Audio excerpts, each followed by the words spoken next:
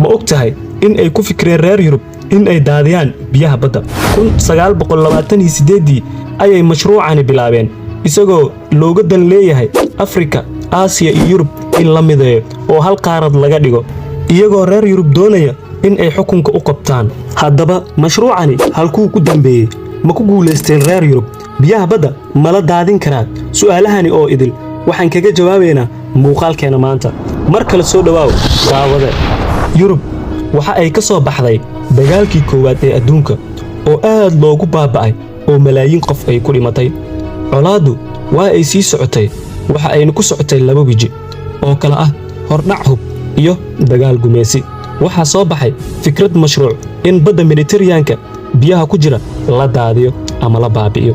Dabcan in la gaaro guul aad u weyn oo noocan oo kala ah waxa ay u baahan tahay awoodo badan. Sidaas daraadeeda dadkii reer Yurub waxa ay ku mashquuleen ka wada shaqeynta sida baddaasi weyn loo joojin lahaa. Dhanka kale waxaa yaraan lahaa tartanka gumeysiga iyo isbalaarinta hadduu mashruucani hirgali lahaa, sababtoo ah waxaa la heli lahaa dhulal aad u waaweyn oo cusub. Aan si wada jir ugu fikirno haddaysan jiri lahayn badda Mediterranean-ka maxaa dhici lahaa? Baddani oo isku xirta Afrika iyo Yurub waxaa suuragal ahaan lahayd in loo safro Yurub maadaama aysan jirin bad, amaba Yurub laga soo baxo iyadoo Afrika la soo aadayo. Waxaa isku xirmi lahaa Aasiya, Afrika iyo Yurub si ay u sameeyaan hal qaaradood.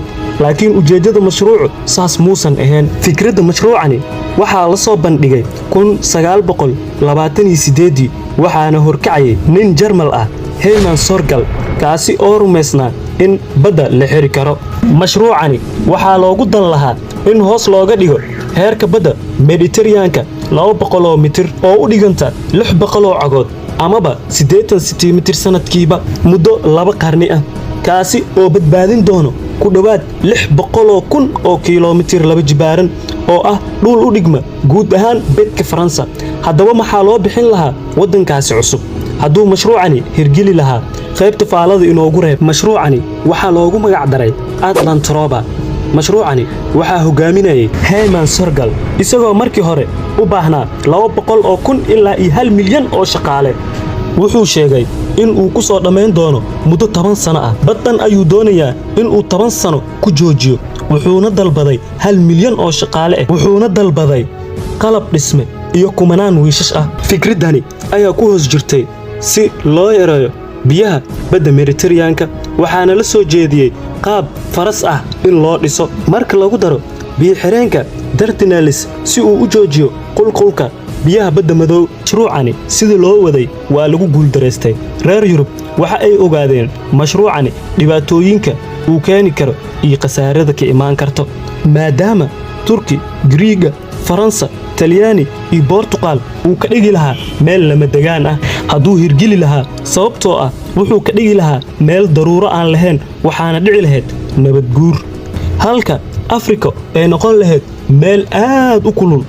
Waxaa laga yaabaa haddii uu mashruucani guuleysan lahaa in ay dunidu horumarsanaan lahayd maadaama koronto free ah la heli lahaa, halka dhanka kale la weyn lahaa kalluun la isticmaalo kaliya la heli lahaa milix ama cusbo. Haddii aad halkan soo gaarto waxaan ka codsanaynaa inaad muuqaalka like gareyso. Haddii aad ka mid tahay asxaabta nagu xiran aad ka mid noqoto dadka ku xiran kanaalka Sahanka Dunida, barnaamijkan sii share garee si uu saaxiibo badan u sii gaaro.